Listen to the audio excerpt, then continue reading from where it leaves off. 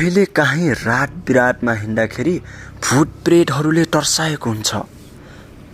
कतिपय मानिसहरूलाई रातिमा हिँड्दाखेरि भूत प्रेतहरूले निकै तर्साउने गरेको छ। कतिपय मान्छेहरूलाई यो पनि थाहा छ कि रातिको समयमा हिँड्यो भने अत्यन्तै डराउन दिने गर्दछ। कहिलेकाहीँ रात बिरातमा हिँड्नेको क्रममा कहिलेकाहीँ जङ्गलको बाटो पनि हिँड्ने गर्नुपर्दछ। त्यस्तै कहिलेकाहीँ घर नजिकै वरपर पनि भूतप्रेतहरू आउने गर्दछन्। कतिपय मान्छेहरूले घर वरपर पनि भूतप्रेतहरू देख्ने गर्दछन्। त्यस्तै घर वरपर नजिकै पनि भूतहरूले तर्साउने गर्छन्। यस्तै घटना एकजना साथीमाथि घटेको थियो। आउनुहोस् सुरु गरौँ उहाँको कथा।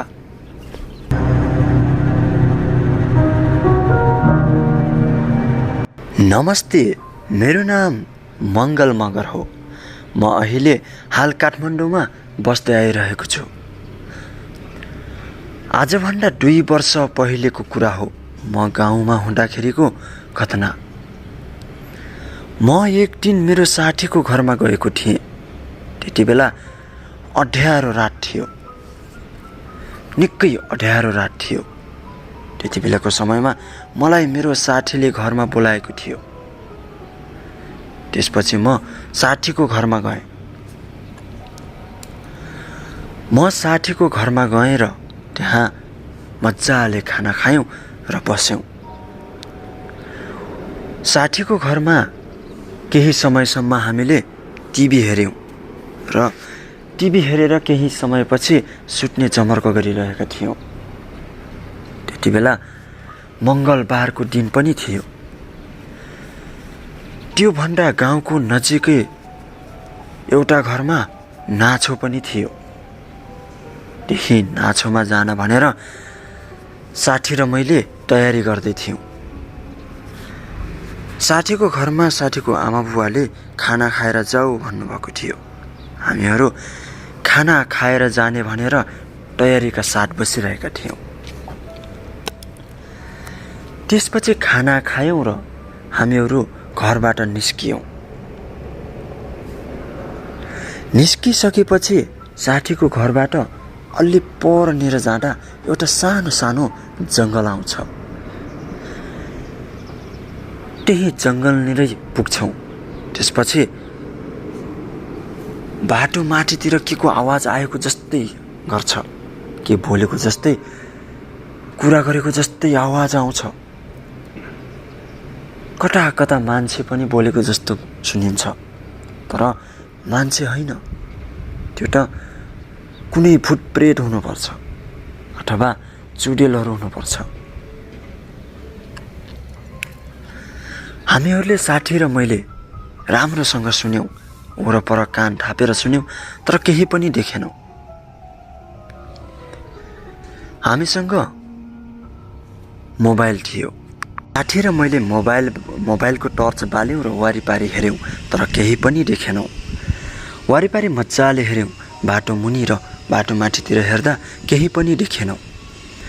त्यसपछि हामी टर्सियौँ र जाउँ भनेर हल्का अगाडि बढेको थियौँ। 1-2 पाइला अगाडि बढेका थियौँ। फेरि पनि डराउन दियो। घर्सा घर्सो के आवाज आएको जस्तो गर्यो। त्यसपछि मजाले फेरि पनि रोकियौँ बिच बाटोमै, साथी र म। वारिपारि हेऱ्यौँ, तर केही पनि देखेनौँ। भनिन्छ नि, अघिका पुर्खाहरूले बच्चाहरूले भूतप्रेतहरू र भूतप्रेतका आत्माहरू र मसानहरू देख्ने गर्दछन्, तर बुढो भइसकेको मान्छेहरूले कहिले पनि देख्दैन। पहिलेका पुर्खाहरूले भनेका अनुसार बच्चाहरूले, साना बालकहरूले भूतप्रेतका आत्माहरू देख्ने गर्दछन्।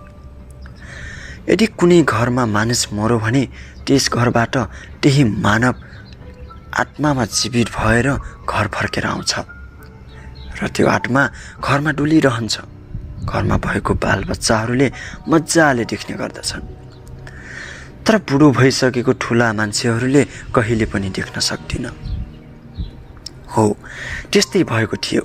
हामीलाई तर्साउन त तर्सायो, तर हामीले कहाँनिर छ, के हो भनेर हामीले ठ्याक्कै देख्नै सकेनौँ। त्यति बेला निकै डराउन दियो। त्यसपछि त्योभन्दा अझै परनेर अझै एउटा जङ्गल थियो। हामीहरू त्यही जङ्गलको छेउनिरै पुगेका थियौँ।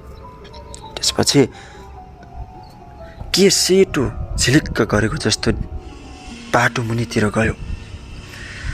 त्यसपछि हामी मान्छे हो कि भनेर पछि पछि दौड्यौँ, तर उसलाई भेट्नै सकिएन। त्यसपछि थोरै अगाडि गएपछि ऊ अटोमेटिक आफै हरायो। हामीलाई अचम्म लाग्यो, अनौठो लाग्यो। के होला यति रातिमा अटोमेटिक हराउने? हामीले सोच्नै सकेनौँ। मान्छे होला भनेर हामीले विश्वास पनि गरेनौँ। तर त्यो मान्छे होइन, भूत रहेछ। भूतको आत्माहरू।